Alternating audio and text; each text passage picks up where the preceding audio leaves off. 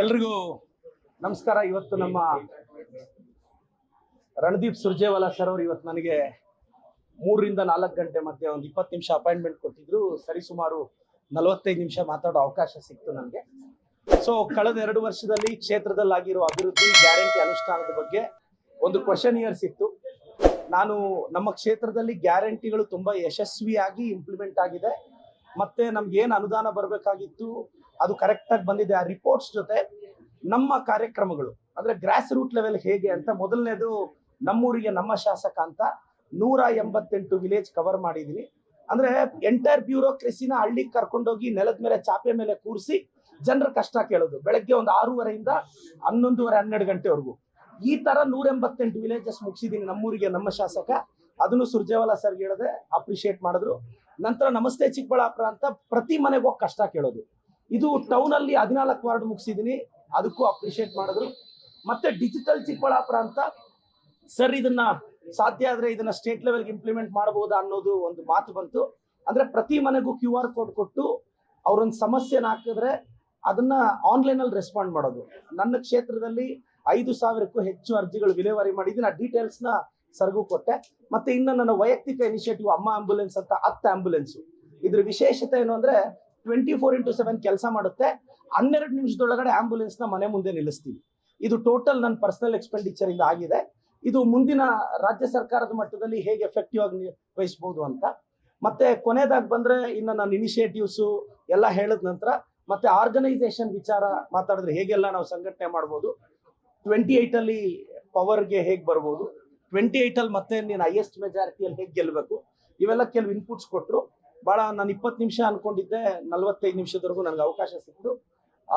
ನನ್ನ ಮತ್ತಷ್ಟು ಬಿಜೆಪಿಯನ್ನ ಅದೇ ಗಟ್ಟಿತನದಿಂದ ಯಾವುದೇ ಅಂಜಿಕೆ ಇಲ್ಲದೆ ಇನ್ನು ಕೆಲವು ವಿಚಾರಗಳು ಎಲ್ಲ ಚರ್ಚೆ ಮಾಡಲಾಯಿತು, ಅದೆಲ್ಲ ಹೇಳಿದ್ರು.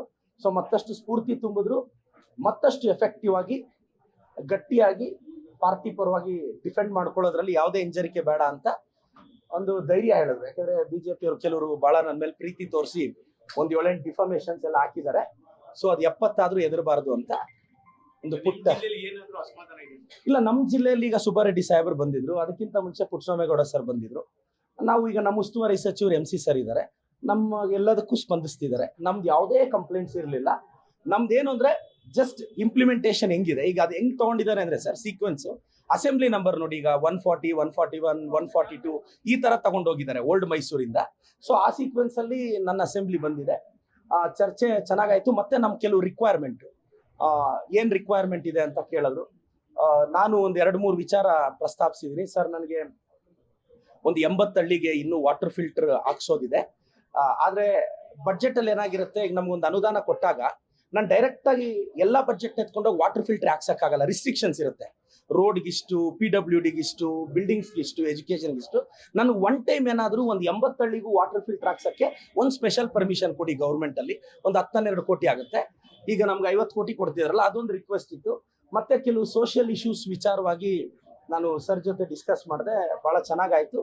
ನನಗೆ ಮತ್ತಷ್ಟು ಧೈರ್ಯ ತುಂಬಿದ್ರು. ಲಾಸ್ಟ್ ಟೈಮ್ ನನ್ನ ಮೆಜಾರಿಟಿ 11,000 ಇತ್ತು, 28ಗೆ ದಟ್ ಶುಡ್ ಬಿ ಡಬಲ್, ಇನ್ನೂ ಜಾಸ್ತಿ ಇರಬೇಕು ಅಂತ ಹೇಳಿದ್ರು.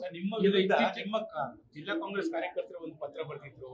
ಇಲ್ಲ ಅದು ಸ್ಪಂದಿಸ್ತಾ ಇಲ್ಲ. ಇಲ್ಲ ಅದು ಏನಾಗಿತ್ತೆ, ಇಲ್ಲ ಸ್ಪಂದಿಸ್ತಾರೆ ಅನ್ನೋದಕ್ಕಿಂತ ಅಲ್ಲಿ ಕಂಪ್ಲೇಂಟ್ ಕೊಟ್ಟವ್ರು ಯಾರು ಅಂದ್ರೆ, ಮೊನ್ನೆ ನಗರಸಭೆಯಲ್ಲಿ ಕ್ರಾಶ್ ಔಟ್ ಆಗ್ತಾರೆ.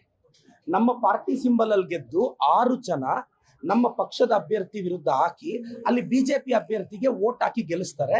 ನಾವು 6 ಜನನ ಡಿಸ್ಕ್ವಾಲಿಫೈ ಮಾಡ್ತೀವಿ ಪಾರ್ಟಿಯಿಂದ. ಈ ಕೋರ್ಟಲ್ ಕೇಸ್ ನಡೀತಿದೆ, ಅಲ್ಲಿ DC ಅವರು ಡಿಸ್ಕ್ವಾಲಿಫೈ ಮಾಡಿದ್ರು, ಈಗ ಹೈಕೋರ್ಟಲ್ ಸ್ಟೇ ಇದೆ. ಈ 6 ಜನದ ಇಮಿಡಿಯೇಟ್ ರಿಲೇಟಿವ್ಸ್, ಈಗ ಯಾರು ಕೌನ್ಸಿಲರ್ ಸಸ್ಪೆಂಡ್ಸ್ ಆದ್ರಲ್ಲ, ನೀವು ರಿಲೇಶನ್ಶಿಪ್ ಎಸ್ಟಾಬ್ಲಿಷ್ ಮಾಡಿ. ಬೇಕು ಅಂದ್ರೆ ಸಸ್ಪೆಂಡ್ ಆಗಿರೋರ್ಗು, ಈಗ ಮೊನ್ನೆ ನನಗೆ ದೂರು ಕೊಟ್ಟಿರೋರ್ಗು, ಬರೀ 3 ಫ್ಯಾಮಿಲಿ ನನ್ನ ಮೇಲೆ ದೂರು ಕೊಟ್ಟಿರೋದು, ಹಸ್ಬೆಂಡ್ ವೈಫ್. ಅವರು ಈ 6 ಜನ ಕೌನ್ಸಿಲರ್ಸ್ ಅಲ್ಲಿ 3 ಜನ ಅವ್ರ ಕಸಿನ್ಸ್, ಅವ್ರ ಬ್ರದರ್ಸ್. ಸೊ ಹಿಂಗೆ ಎಸ್ಟಾಬ್ಲಿಷ್ ಆಗಿದೆ. ಅದ್ರ ವಿಚಾರ ಏನ್ ನನ್ನ ಪಾರ್ಟಿ ಏನ್ ಕೇಳಲಿಲ್ಲ. ಪಾರ್ಟಿ ಖಂಡಿತವಾಗೂ ಅದ್ರ ಬಗ್ಗೆ ಪ್ರಸ್ತಾಪನೂ ಆಗ್ಲಿಲ್ಲ. ನನ್ನ ಕೆಲಸದ ವಿಚಾರದಲ್ಲಿ ಸಮಾಧಾನವಾಗಿದ್ದಾರೆ. ಮತ್ತೆ ನನಗೆ ಒಳ್ಳೆ ಭವಿಷ್ಯ ಇದೆ ಅಂತ ಲಾಸ್ಟ್ ಅಲ್ಲಿ ಕೆಲವು ಸಚಿವರು ಜಿಲ್ಲೆಗಳಿಗೆ ಬರ್ತಾ ಇಲ್ಲ, ಕ್ಷೇತ್ರಗಳಿಗೆ ಭೇಟಿ ಕೊಡ್ತಾ ಇಲ್ಲ, ಕ್ಷೇತ್ರಗಳಲ್ಲಿ ಸಭೆಗಳು ಮಾಡ್ತಾ ಇಲ್ಲ, ಶಾಸಕರ ವಿಶ್ವಾಸಕ್ಕೆ ತೆಗೆದುಕೊಳ್ತಾ ಇಲ್ಲ, ಕಂಪ್ಲೇಂಟ್ ತುಂಬಾ ಇದೆ. ಇಲ್ಲ, ಅದು ನನ್ಗೇನು ಇದು 1-to-1 ಇತ್ತು ಸರ್. ಆಕ್ಚುಲಿ ನನಗೂ ಸುರ್ಜೇವಾಲಾ ಸರ್ಗೂ ಅಭಿಷೇಕ್ ದತ್ ಸರ್ಗೂ ಇಷ್ಟೇ ಜನ ಇದ್ವಿ. ಮತ್ತೆ ಎಲ್ಲ ಕೇಳಿದ್ರು ನೆಕ್ಸ್ಟ್ ಜಿಲ್ಲಾಧ್ಯಕ್ಷರನ್ನ ಯಾರನ್ನ ಮಾಡಬೇಕು, ನಮ್ಮ ಅಭಿಪ್ರಾಯ ಕೇಳಿದ್ರು ವೈಯಕ್ತಿಕವಾಗಿ. ನಾನು ಒಂದು ರಿಕ್ವೆಸ್ಟ್ ಮಾಡಿದ್ದೀನಿ, ಒಂದು ಸಾಧ್ಯ ಆದ್ರೆ ಒಂದು OBCಗೆ ಒಂದು ಅವಕಾಶ ಮಾಡಿಕೊಡಿ ಅಂತ. ಅಲ್ಲ, ನನಗೆ ನೋಡಿ ಸರ್, ವೈಯಕ್ತಿಕವಾಗಿ ನನಗೆಲ್ಲಾ ಸಚಿವರು ಸಿಗ್ತಿದ್ದಾರೆ. ನಾನು ಹೆಚ್ಚು ಅನುದಾನನೂ ತಗೊಂಡೋಗಿದ್ದೀನಿ. ನನಗೆಲ್ಲಾ ಸಚಿವರು ಸ್ಪಂದಿಸ್ತಿದ್ದಾರೆ. ನನಗಂತ ಅನುಭವ ಖಂಡಿತವಾಗೋಲ್ಲ. ಗ್ಯಾರಂಟಿಯಲ್ಲಿ ಇಂಪ್ಲಿಮೆಂಟೇಷನ್ ಆಗಿದೆ. ನನಗೆ CM DCM ಅವರು ಚೆನ್ನಾಗಿ ರೆಸ್ಪಾಂಡ್ ಮಾಡ್ತಿದ್ದಾರೆ. ನನಗಂತ ಅನುಭವ ಇಲ್ಲ. ಒಳಗಡೆ ಅಂತ ಚರ್ಚೆ ಬರಲೇ ಇಲ್ಲ. ನಾವೇನ್ ಕೆಲಸ ಮಾಡಿದೀವಿ, ನಾವ್ ಇನ್ನೇನ್ ಮಾಡಬೇಕು, ಪಾರ್ಟಿನ ಗಟ್ಟಿಯಾಗಿ ಹೇಗೆ ಪಾರ್ಟಿ ಜೊತೆ ನಿಲ್ಲಬೇಕು ಅನ್ನೋದ್ರ ಬಗ್ಗೆ ಚರ್ಚೆ ಆಯ್ತು. ನನಗೆ 45 ನಿಮಿಷ ಮೋಸ್ಟ್ಲಿ ನಂದೇ ಹೈಯೆಸ್ಟ್ ಅನ್ಸುತ್ತೆ. ನಾನು ತುಂಬಾ ತೃಪ್ತಿಯಾಗಿದೆ. ಅವರೊಂದು ಪದ ಬಳಸಿದ್ರು, ಒಳ್ಳೆ ಭವಿಷ್ಯ ಇದೆ ಅಂತ. ಮೋಸ್ಟ್ಲಿ ಆ ಭವಿಷ್ಯದ ನಿರೀಕ್ಷೆಯಲ್ಲಿದೆ. ಲೇಟೆಸ್ಟ್ ಹಾಗೂ ಇಂಟ್ರೆಸ್ಟಿಂಗ್ ಸುದ್ದಿಗಳಿಗಾಗಿ ಬಾಸ್ ಟಿವಿ ಕನ್ನಡ ಚಾನೆಲ್ನ ಸಬ್ಸ್ಕ್ರೈಬ್ ಮಾಡಿ. ಹಾಗೆಯೇ ಬೆಲ್ ಐಕಾನ್ ಪ್ರೆಸ್ ಮಾಡಿ. ಇದರ ಜೊತೆಗೆ ಫೇಸ್ಬುಕ್, ಇನ್ಸ್ಟಾಗ್ರಾಮ್, ಎಕ್ಸ್ ನಲ್ಲೂ ಮಿಸ್ ಮಾಡದೆ ಫಾಲೋ ಮಾಡಿ.